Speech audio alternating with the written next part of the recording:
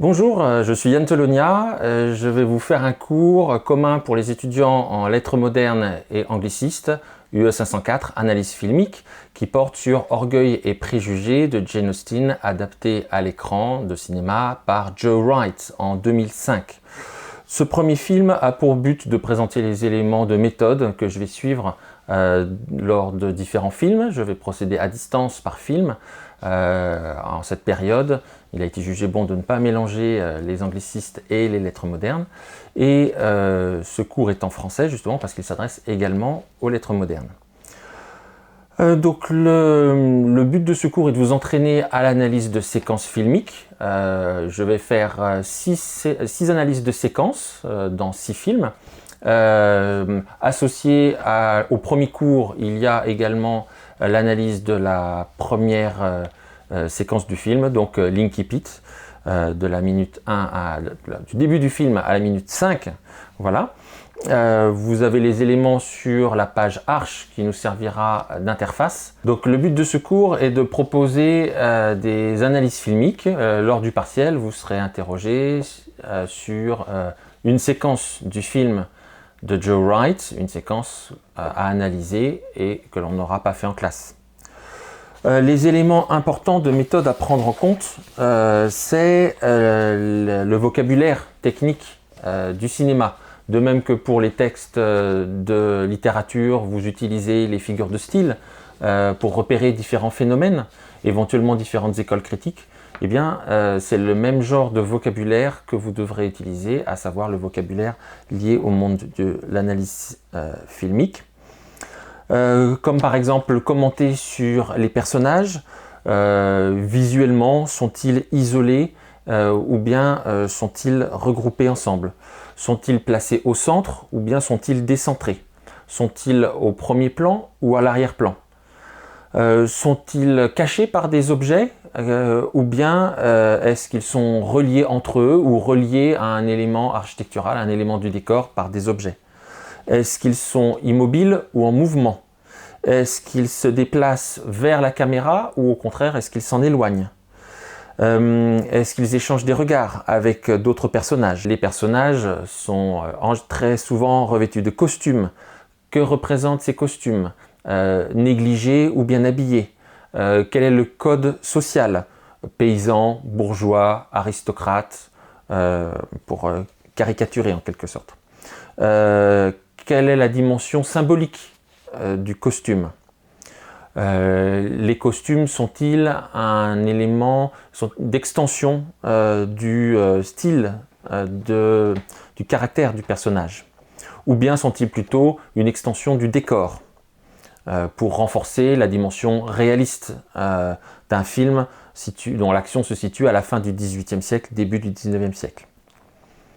Est-ce que le casting a une influence particulière sur la manière dont on perçoit les personnages? Le fait que Keira Knightley incarne la personnage principale nous la rend particulièrement attrayante, intéressante, centrale, ou au contraire nous détourne de ces éléments. Les mots. Les personnages se révèlent bien sûr par des mots. Est-ce qu'ils se révèlent sous forme de soliloque, sous forme de dialogue? Est-ce qu'ils se révèlent par leur silence et des émotions qui sont montrées dans leurs gestes, dans leur visage? Ou bien, pourquoi pas, par des textes écrits qui seraient visuellement montrés à l'écran et commentés ou lus par tel ou tel personnage.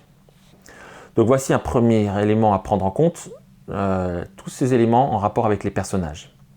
Il y a bien sûr également les éléments du décor. Est-ce que l'espace est encombré ou au contraire plutôt vide? Que peut-on dire du style ou du design de ce décor tel qu'il est montré à l'écran ou tel qu'il est suggéré? Est-ce qu'il est mis en scène de façon symétrique, de façon harmonieuse ou à l'inverse, de façon asymétrique voire chaotique? Est-ce que ce sont des éléments, on va dire, élaborés selon une forme architecturale, ou bien est-ce que ce sont plutôt des éléments naturels, un décor en extérieur avec des plantes? Est-ce que le décor est associé à une certaine époque ou à un certain style artistique? Rappelez-vous que les couleurs comme l'a montré l'historien Michel Pastoureau, ont pour but d'abord de coder et de proposer une hiérarchie visuelle, hiérarchie sociale, hiérarchie symbolique. Pensez à vous demander pourquoi la scène se déroule dans cet endroit. Pourquoi est-ce qu'elle se déroule dans la chambre ou dans la salle à manger? Pourquoi est-ce qu'elle se déroule dans le jardin ou sur le chemin? Qu'est-ce que cela apporte à la compréhension de l'intrigue, du personnage, des émotions mises en scène? Question finale à se poser sur le décor, c'est en quoi est-ce qu'il aide à raconter l'histoire? Élément suivant à prendre en compte, les éléments de mise en scène, et c'est là où on entre encore plus dans le domaine des mouvements de la caméra. Par exemple, quels sont les éléments filmés qui sont nets et ceux qui sont gardés dans le flou? Quels sont les éléments qui sont cachés? Quels sont les éléments au premier plan, les éléments à l'arrière-plan, les éléments hors champ, mais qui sont devinés par les émotions qu'ils impliquent sur les personnages? Ou les objets, pourquoi pas. Est-ce que le film prend en compte le spectateur? Est-ce que les personnages ont l'air de s'adresser au spectateur? Si certains personnages nous paraissent gentils ou méchants, pour prendre des catégories très tranchées, quels sont les éléments de la mise en scène qui nous les font paraître tels?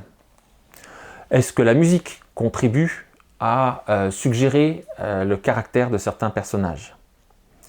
Dans quelle mesure le film se soumet-elle à des conventions sociales, filmiques, ou bien il cherche à les subvertir? Est-ce que le film, quelle que soit l'époque dans laquelle il est situé, cherche à prendre à bras-le-corps, à affronter, à critiquer ou à étayer des polémiques contemporaines? À présent, les mouvements de caméra. Vous avez bien sûr le plan large, très large, jusqu'au plan rapproché, au gros plan, qui permet d'englober plus ou moins d'informations et de laisser plus ou moins de suspense sur ce qui entoure, ce qui est hors champ. L'utilisation de la lentille, avec un angle plus ou moins large, éventuellement déformant, contribue aussi à mettre en scène ce qui est montré. Donc j'ai déjà indiqué ce qui était net ou pas net, focus, out of focus, et à ces mouvements d'une caméra, à ces effets produits par une caméra statique, vous avez aussi la caméra en mouvement qui peut suivre les personnages, s'arrêter sur eux, une caméra qui peut être portée à la main, une caméra subjective, comme c'est le cas lors de la première séquence avec la caméra qui quitte Elizabeth Bennet pour entrer comme un visiteur dans la maison des Bennet. Vous avez bien sûr un plan en plongée par opposition au plan en contre-plongée. La plongée a tendance à réduire ou rendre l'impression que les personnages sont écrasés, tandis que la contre-plongée a tendance à anoblir le personnage qui est ainsi montré, le magnifier.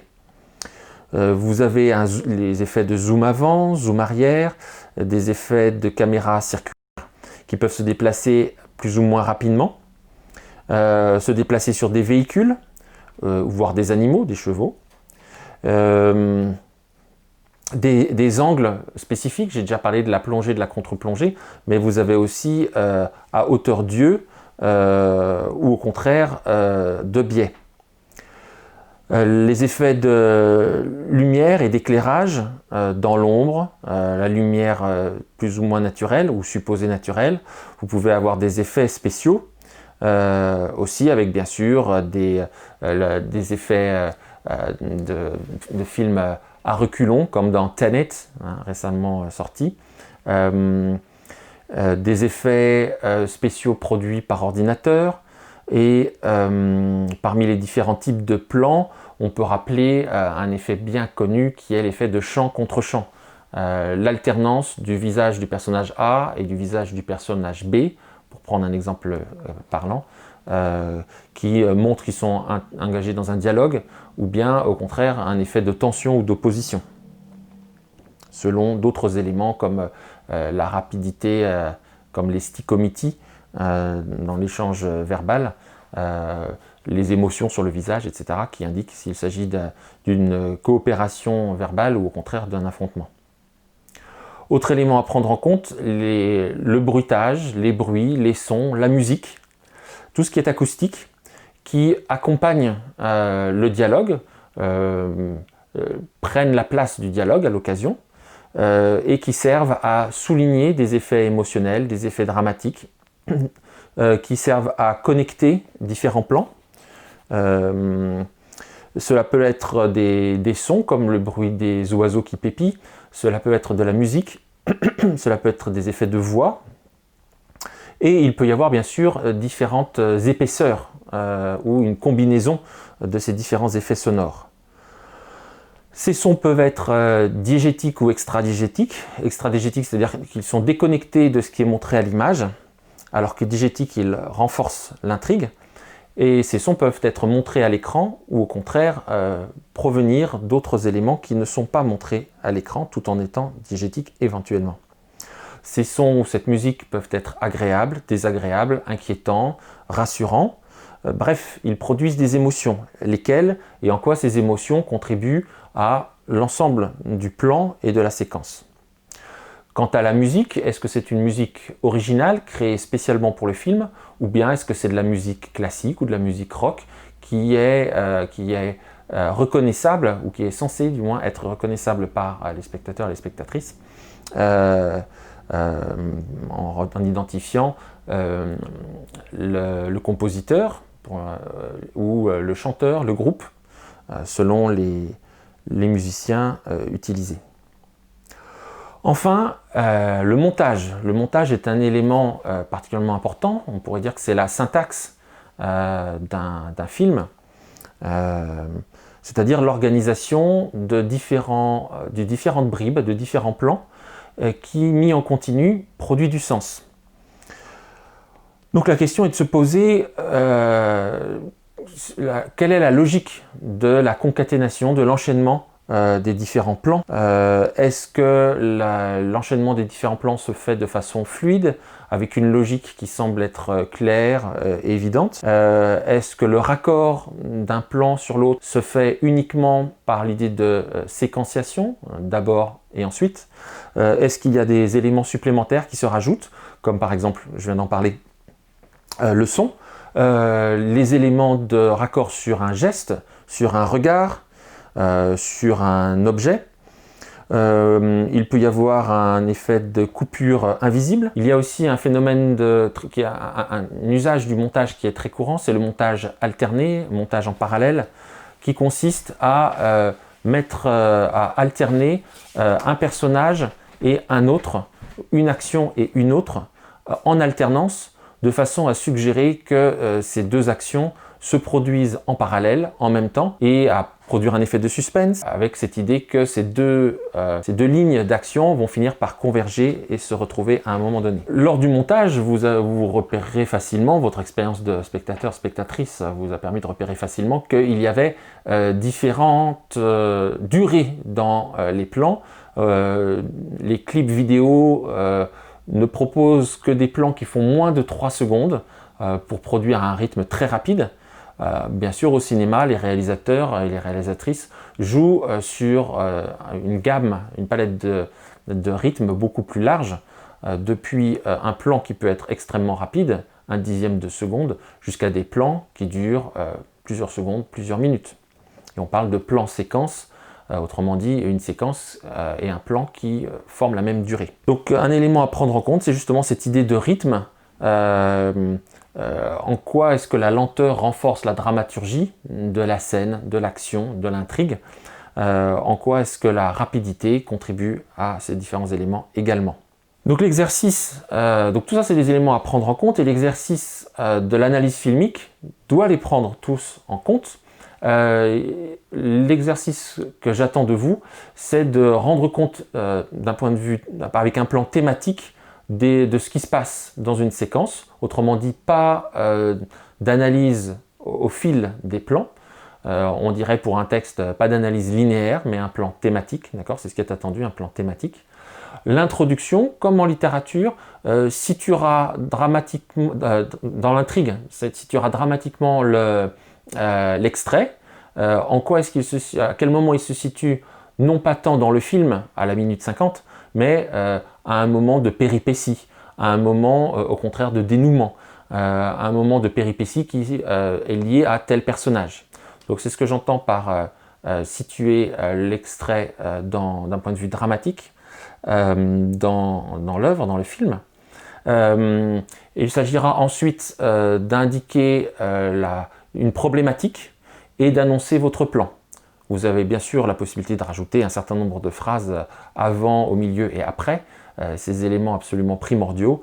Donc situer dans l'intrigue, introduire une problématique et introduire votre plan qui est une réponse à cette problématique. La conclusion reprendra sous forme de fil rouge tous les éléments que vous avez trouvés, que vous avez illustrés dans le développement. Je vous rappelle que le développement est une démonstration. Vous devez vouloir montrer que vous avez repéré ce phénomène et pour éviter de courir le risque d'inventer des choses, vous devez toujours argumenter à partir d'éléments trouvés dans le film, dans la séquence, dans le plan. À présent, je vais vous présenter rapidement Jane Austen, Pride and Prejudice, Joe Wright et son film. Donc Jane Austen est une écrivaine anglaise, née en 1775 et morte en 1817. Elle est célèbre pour 6 romans particulièrement et sa correspondance ou des extraits d'autres romans qu'elle avait commencé. Avant Orgueil et préjugés, Sense and Sensibility, Raison et sentiment, a été publié en 1811 et Orgueil et préjugés est publié en 1813. Suivront Mansfield Park, Emma, Persuasion et Northanger Abbey. Ce qui est particulier dans Jane Austen, c'est son ironie. Aucun des personnages, aucun des éléments n'échappe à son ironie, pas même les personnages principaux. Virginia Woolf disait de Jane Austen qu'elle créait ses personnages pour le pur plaisir de pouvoir leur couper la tête par son ironie. Un autre élément qui est particulier dans Jane Austen, c'est qu'elle ne parle pas des guerres sur le continent. Elle est contemporaine des guerres napoléoniennes de l'Angleterre, des guerres que menait l'Angleterre contre Napoléon et Napoléon contre le reste de l'Europe. Et elle n'en parle absolument pas. Ce qui a conduit à faire de Jane Austen une espèce d'égérie pour ce qu'on appelle les films patrimoniaux, les films de patrimoine, en anglais heritage films, c'est-à-dire ces films qui présentent l'Angleterre à une époque reculée, à l'époque victorienne, où justement la fin de l'époque napoléonienne, la fin du XVIIIe siècle, la Régence, une époque qui est aussi idéalisée, qui est souvent, telle qu'elle est mise en scène dans ces films de heritage films, une époque où les classes sociales sont très différenciées, mais vivent de façon harmonieuse, chacun respectant sa classe sociale. C'est pour ça que les heritage films sont souvent considérés comme conservateurs. Le réalisateur, Joe Wright, est né en 1972. Il a adapté plusieurs romans et Orgueil et préjugés, qui est sorti en 2005, est le film qu'il a vraiment révélé comme un réalisateur de talent. Il a adapté ensuite Reviens-moi, Atonement en 2007 et Anna Karénine en 2012. Parmi les acteurs et actrices du film, on retiendra principalement le personnage principal, Keira Knightley, qui jouissait déjà d'un grand succès grâce à Pirates des Caraïbes, qui était sorti peu de temps, qui était sorti au début du XXIe siècle, et qui, avec Orgueil et préjugés, met en avant le fait qu'elle n'est pas qu'un personnage de film d'action, mais qu'elle peut incarner des personnages plus réflexifs, rationnels. Voilà. 2 livres pour vous aider à travailler par vous-même à la fois Jane Austen et Joe Wright. Consacré au roman de Jane Austen, le livre de Catherine Bernard, Jane Austen, Pride and Prejudice dans l'œil du paradoxe, en collection Ellipse, et pour le film Pride and Prejudice de Joe Wright par Lydia Martin. Pour les anglicistes, je recommande l'édition Norton, et pour les lettres modernes, toute édition un peu universitaire, livre de poche, folio, Garnier-Flammarion, présente de bonnes qualités pour permettre de bien appréhender le roman de Jane Austen en français. C'est la fin de cette première vidéo.